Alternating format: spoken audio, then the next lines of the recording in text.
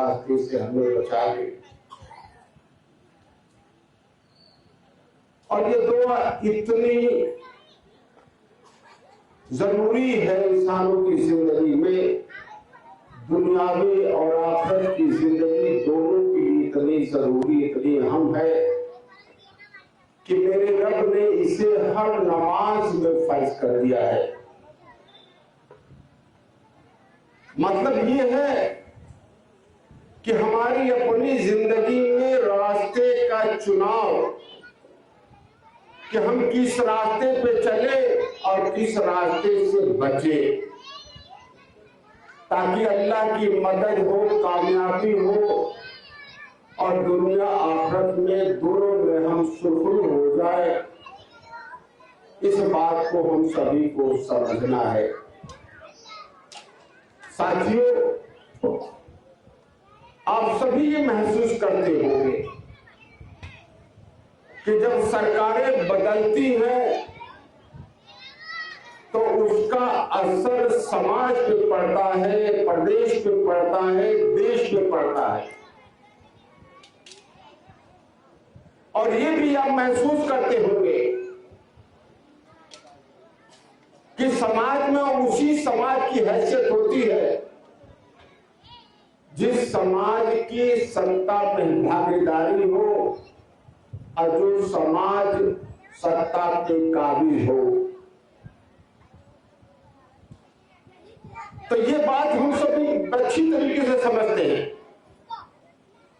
अगर यादव भाई, चमार भाई अगर ये एकजुट होकर के सत्ता में ना आए होते तो आज उनकी हालात मुस्लिम समाज से बहुत बदतर होती। ऐसे ही आप कुर्मी समाज हुआ, निषाद समाज हो गया, राजभर समाज हो गया, वो भी सत्ता में भागीदारी होकर तरक्की कर रहा। तो हमारे दुनिया के जितने मसाइल हैं उन सबका असर, उस सबका फैसला वो सियासत करती है और हुकूमत करती है। हम क्या खाएंगे, क्या पिएंगे, कैसे इबादत करेंगे, किसका इनकाउंटर होगा, बिजली का बिल माफ होगा, किसको नौकरी मिलेगी, किसका इनकाउंटर होगा, कौन जेल में जाएगा, मस्जिद गिरेगी कि मदरसा गिरेगा कि खानकाहें गिरेगी, इस सारे का सारा फैसला हुकूमत करती है। हम सभी को आज सोचना है कि आजादी के बाद से हमें किसी ने मजबूर नहीं किया। ये नहीं है कि किसी समाज ने हमें मजबूर किया कि हम हुकूमत में ना आए। मगर आपको सुन करके बहुत अजीब लगेगा कि आजादी के बाद से ही इस प्रदेश का, इस देश का मुस्लिम समाज ने यह फैसला किया मुश्तरका तौर पर, चाहे वो किसी मसलक का हो, चाहे किसी जात बिरादरी का हो, या किसी सामाजिक मजहबी संगठन का हो, राजनीतिक संगठन का हो, सबने 1947 नवंबर में लखनऊ कॉन्फ्रेंस में यह फैसला किया कि इस मुल्क में मुस्लिम समाज हुकूमत न तो हुकूमत करेगा और न ही हुकूमत में हिस्सेदार होगा। और ये मुस्लिम समाज ये कांग्रेस के मातहत रहेगा और कांग्रेस इसकी हिफाजत करेगी। इसके हालात की, इसकी तरक्की के लिए, इसकी शिक्षा के लिए कांग्रेस इसका ख्याल करेगी। आप सभी लोग अपने दीन में यकीन करते होंगे, अल्लाह पे भरोसा करते हैं। मेरे रब ने अपनी पाक कुरान में कहा कि अल्लाह भी उस कौम की हालात को नहीं बदलता जब तक वो कौम अपने हालात बदलने की कोशिश न करे।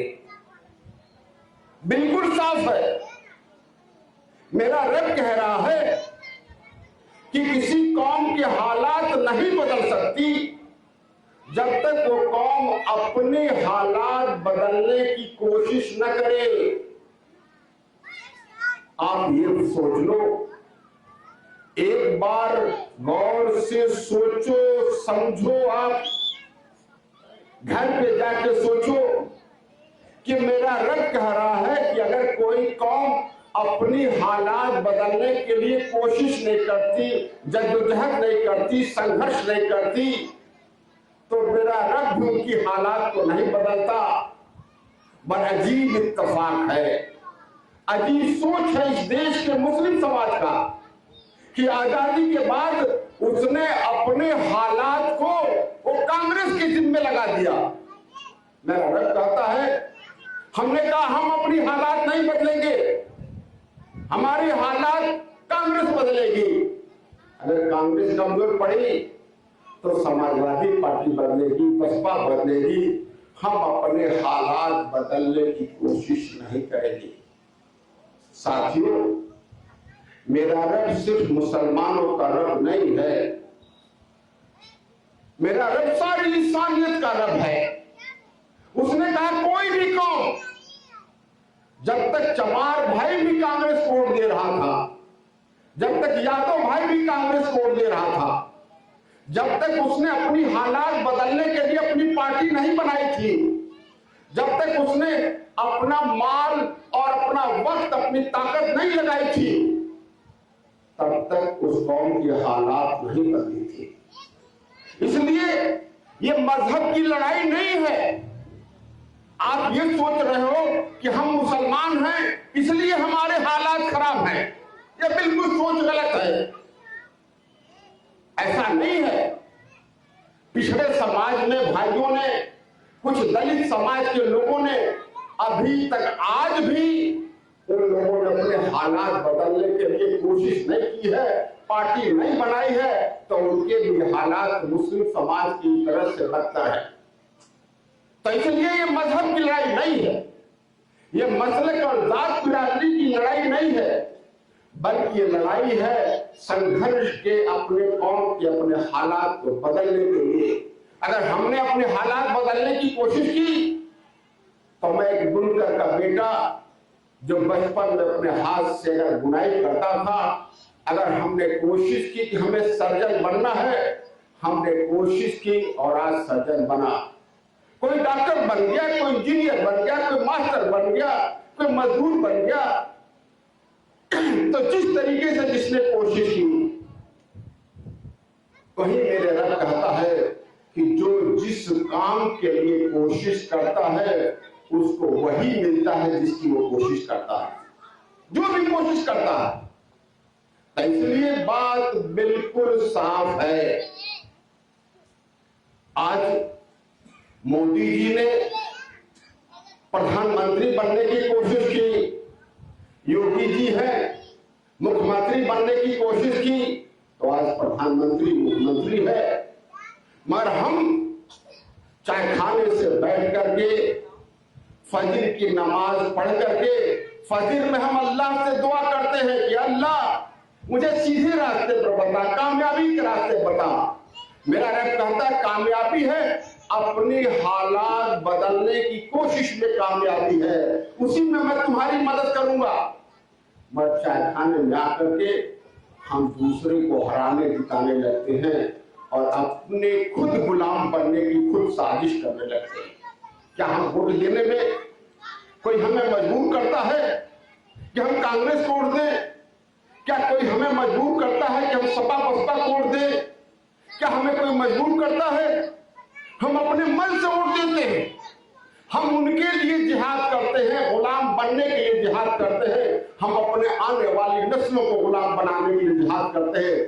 क्या जिम्मेदार आप मोदी योगी हैं?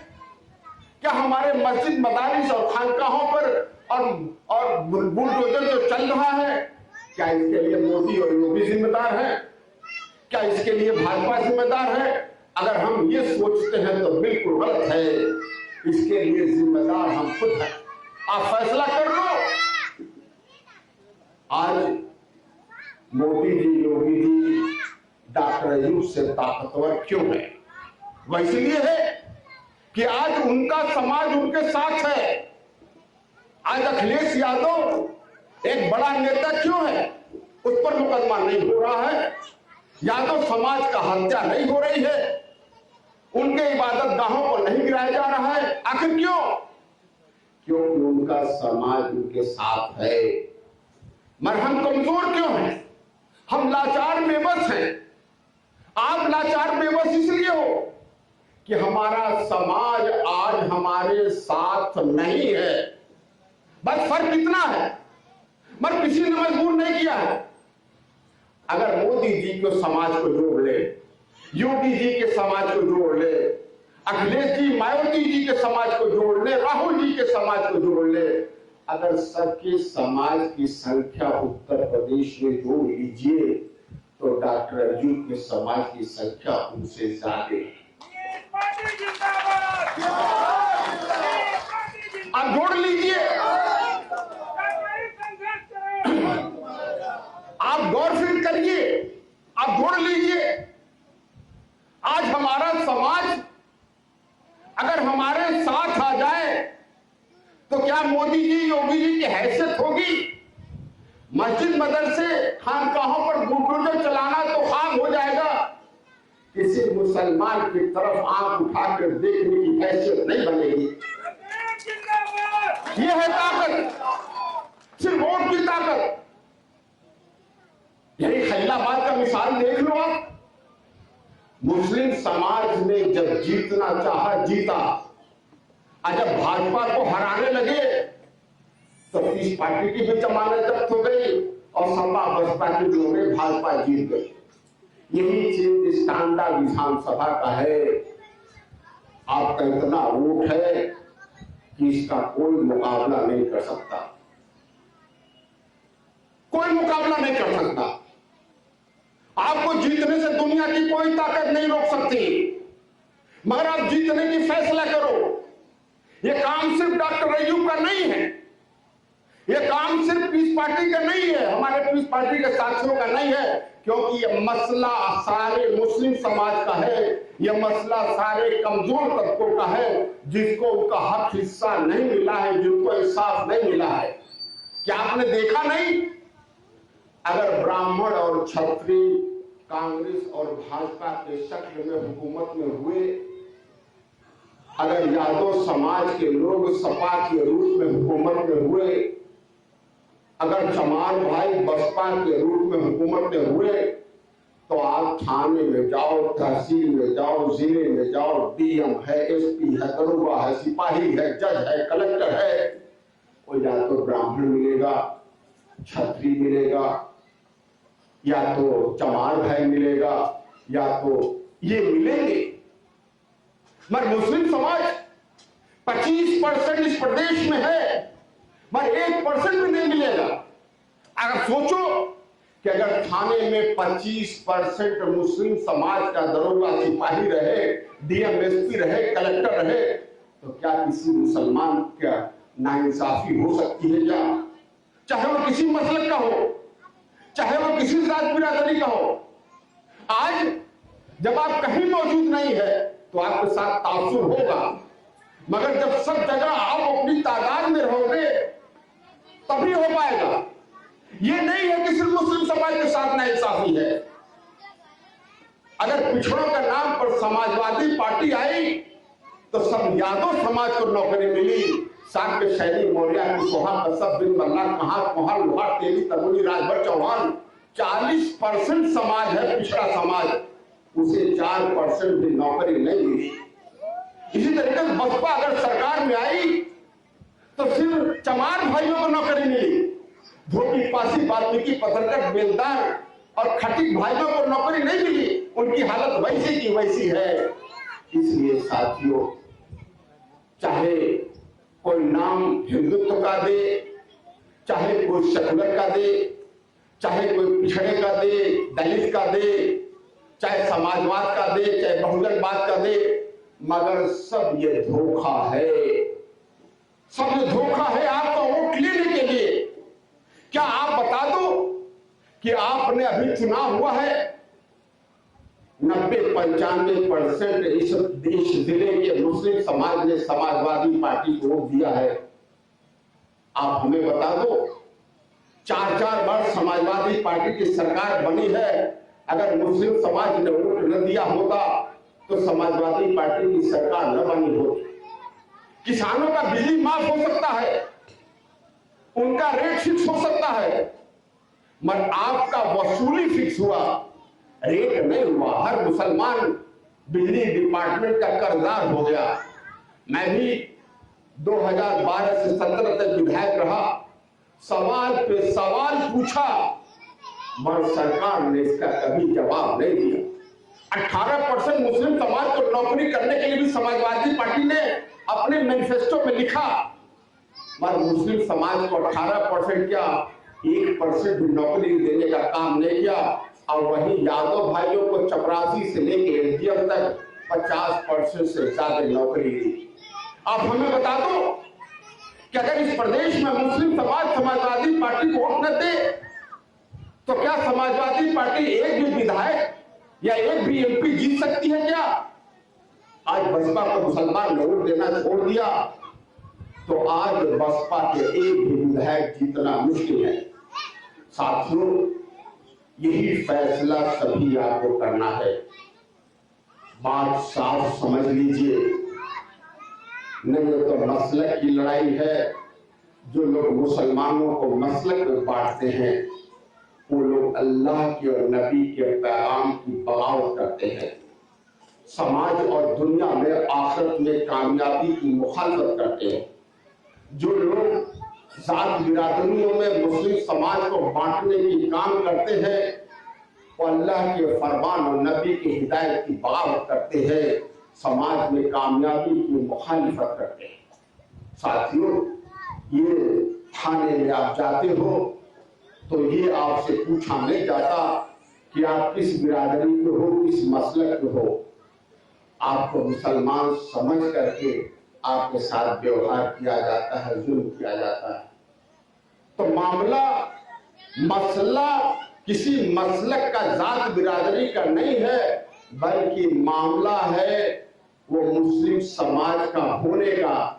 इसलिए एक मुस्लिम समाज एकजुट करके फैसला लेना पड़ेगा कि हमें क्या काम करना है, कैसे अपने कामयाबी हासिल करनी है।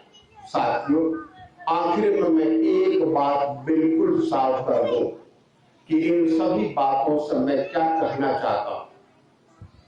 फैसला आपको जिस तरीके से मेरे रब ने कहा है, हमारे नबी ने कहा है, जिस तरीके से यादव भाई, चमार भाई, राजभर भाई, ब्राह्मण, क्षत्रिय जिस तरीके से इस मुल्क में हुकूमत करके अपना हक इंसाफ दिया है, आपको चाहो तो उसी तरीके से हक इंसाफ ले सकते हो और जो कौमों को इंसाफ नहीं मिला है उन्हें भी आप दे सकते हो। यही अल्लाह का पैगाम है। और मेरे रब ने कहा कि आप बेहतरीन उम्मत हो, आप सबसे बेहतर उम्मत हो। इसलिए नहीं कि आप नमाज ज्यादा पढ़ते हो, इसलिए नहीं कि आप इबादत ज्यादा करते हो। मेरे रब ने कहा कि आप बेहतरीन सबसे अफजल उम्मत हो कि तुम भलाई का हुक्म देते हो और बुराई से रोकते हो। ये मकसद है। तो साथियों, ये काम अगर आप अल्लाह के बागी होंगे, समाज के सही रास्ते से नहीं चलेंगे तो दुनिया में भी नाकामयाब होंगे और आखिरत में भी आपको इसका हिसाब देना पड़ेगा। इसलिए साथियों, चाहे इस बात को आज समझ लीजिए या और बर्बाद होने के बाद समझ लीजिए। दूसरी बात मैं कहना चाहूंगा, यह मसला डॉक्टर अय्यूब का नहीं है, यह मसला पीस पार्टी का नहीं है, यह मसला आप सभी का है। तो इसलिए सिर्फ डॉक्टर अय्यूब को मेहनत करने से, पैसा लगाने से, वोट देने से कुछ हासिल होने का नहीं है। अगर चमार भाइयों ने काशीराम मायावती का साथ न दिया होता, अगर यादव भाइयों ने मुलायम सिंह और अखिलेश जी का साथ न दिया होता, अगर राजभर भाइयों ने ओम प्रकाश जी का साथ न दिया होगा, निषाद भाइयों ने डॉक्टर संजय निषाद का साथ न दिया होता, तो उनके समाज को हक इंसाफ नहीं मिलता। इसलिए ये जहन से हटा दीजिए कि मसला डॉक्टर अयूब का है, यह मसला आपका है, यह मसला आपका है। आपको पैसा लगाना पड़ेगा, जद्दोजहद करना पड़ेगा, लड़ना पड़ेगा। अगर आप इतने ही लोग, जितने लोग आज यहां बैठे हैं, अगर इतने ही लोग चुनाव लड़ने लगे, खुद लड़ने लगे जीतने के लिए, इंशाअल्लाह दुनिया की कोई ताकत टांडा विधानसभा से आपको हरा नहीं सकती, कोई नहीं हरा सकती। ये बात आप समझ ले। तो सबको लड़ना पड़ेगा अपने हक के लिए, अपने आने वाली नस्लों के लिए, अपने दीन की हिफाजत के लिए, अपने मस्जिद मदारिस और खानकाहों की हिफाजत के लिए सबको मिल करके लड़ना पड़ेगा, तभी कामयाबी है। यही सियासत है। किसी को हराने जिताने से हम कहां पहुंच गए ये हम सब समझ रहे हैं।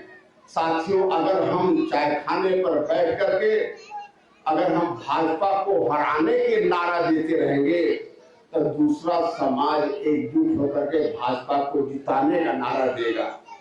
मगर आप अपने लिए लड़ेंगे तो कोई इकट्ठा नहीं होगा। मगर आप भाजपा को हराएंगे, आप बात करेंगे तो भाजपा जीतेगी, तो बुलडोजर लेके तो साहब आप ही को ढूंढेगी ना, दूसरे किसी को नहीं ढूंढेगी। आप दुश्मनी ले रहे हो। इसलिए सियासत किया जाए जिस तरह से सियासत होता है, हुकूमत किया जाए इस प्रदेश में, इस देश में जिस तरह से हुकूमत किया जाता है, इंसाफ लिया जाए और सभी लोगों को इंसाफ दिया जाए।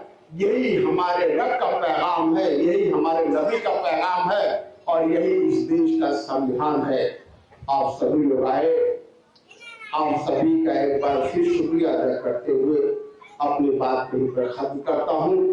अगर किसी हमारे साथी को और कुछ भी समझना हो, पूछना हो, मैं यहाँ कुछ देर के लिए बैठूंगा, पूछे, इंशाअल्लाह मैं बताने की कोशिश करूंगा। अल्लाह हाफ़िज़। आप सभी हमारे साथी जिन लोगों ने ये मेहनत करके आज इंतजाम किया है, उन सभी का इस पार्टी की तरफ से, अपनी तरफ से मैं बहुत बहुत बधाई देता हूँ। धन्यवाद। खुदा हाफ़िज़। अस्सलाम वालेकुम भाई, हम थोड़ा सा 5 मिनट बैठे। रसूलपुर के लोग जो हमारे कार्यकर्ता है, जो कि इस पार्टी में जुड़े हुए हैं,